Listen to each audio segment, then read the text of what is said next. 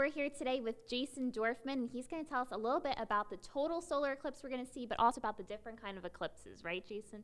Yes. So on August 21st, we're expected to see a solar eclipse. Some parts of the United States are going to see a total solar eclipse. So what's the difference between a total solar eclipse and just a regular solar eclipse? Is there a difference? Yes, there's actually a few different types of solar eclipses. And a great way to demonstrate that, we can kind of have a little diagram here. So here is our sun, way off on the left here, and then we have the Earth and the moon. And so the moon orbits around the Earth, and it does so about once a month. Now when we have a solar eclipse, the moon is in just the right position that the shadow of the moon is projected onto the surface of the Earth. Now, there are actually two parts to the moon's shadow. We have the umbra. This is the darker part of the moon's shadow. And then we have the penumbra, which is a fainter part because some sunlight is still shining in that area.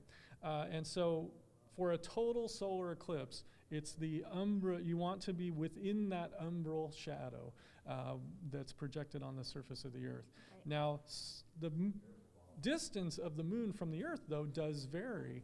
And so there are times when we have eclipses that the moon is actually not close enough. It's a little bit farther away. And so that umbral shadow actually doesn't reach the Earth. Now, when that occurs, that's what's called an annular eclipse.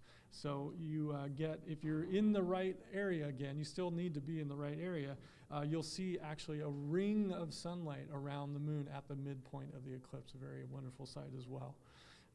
And then there are, of course, partial eclipses of the sun as well. So that's only like when you're partially covered by the umbra? Is that what, or when our areas are seeing well, that much, that's just that the moon doesn't block out the enough entire sun. Okay. You just get it taking a bite out of the sun. You get a partial eclipse. Now, we'll all see a partial eclipse during this upcoming eclipse, especially in the Tri-Cities region. It's only people that are in totality that are going to be completely covered, right? Right. Now, what's the difference between a solar and a lunar eclipse then? Is it just the opposite? Yeah, it's kind of the opposite. You can imagine solar eclipses happen when the moon is between the Earth and the sun, and the moon's shadow is cast onto the surface of the Earth. 2 weeks later, the moon will be at full moon, and if the orientation is correct, that the moon passes through the shadow of the Earth, that's when we have a lunar eclipse, is when the moon is getting eclipsed by the shadow of the Earth. Now, unlike solar eclipses where the moon's shadow casts a very narrow path on the Earth, with lunar eclipses, you can be anywhere on the side of the Earth that can see the moon, and you'll be able to see a lunar eclipse. So much more visible to everyone.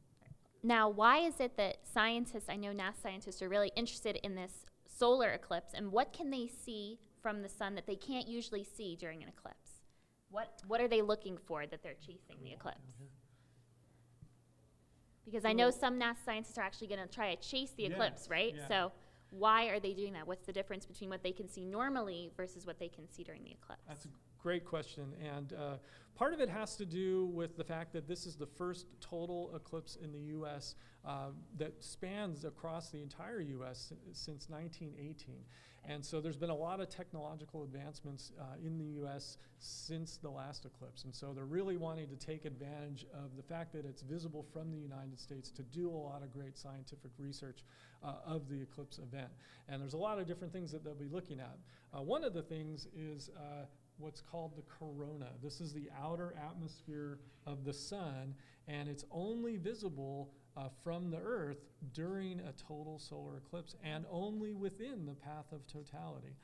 So if you're in that path of totality, at totality, which only lasts a little over 2 minutes, very short period of time, that's when you see all the magic happen. That's when the stars, some of the brighter stars become visible, the bright planets will be visible in the night, in the sky above, and you'll be able to see the corona of the sun, something we never get to see. Right.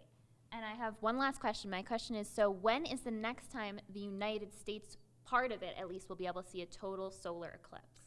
The next total solar eclipse is actually not too far away. Even though it's been a long time since the last one, the next one's in 2024, in around April of 2024. So we only have to wait about 7 years to get another total solar eclipse in the U.S. And I know that that one is a little bit shifted, right? The areas they're going to be able to see it. So even if you will be able to see the total solar eclipse this time, next time your area might not be in that path. Right, and so this one you can see runs across the entire U.S., kind of from Oregon down to South Carolina. The next one's a little bit different. It kind of shoots up from Texas and will run up through the same area here around Missouri and up into the northeast. So that'll be the 2024 eclipse. So there's actually a little area around here that is going to experience both. Yeah.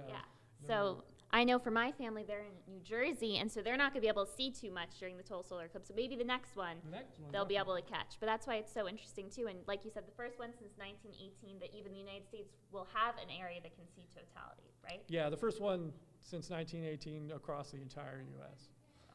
All right, well, thank you so much for joining us. We're going to have more on WJHL.com about all different types of eclipses and exactly what you can expect on August 21st here in the Tri-Cities.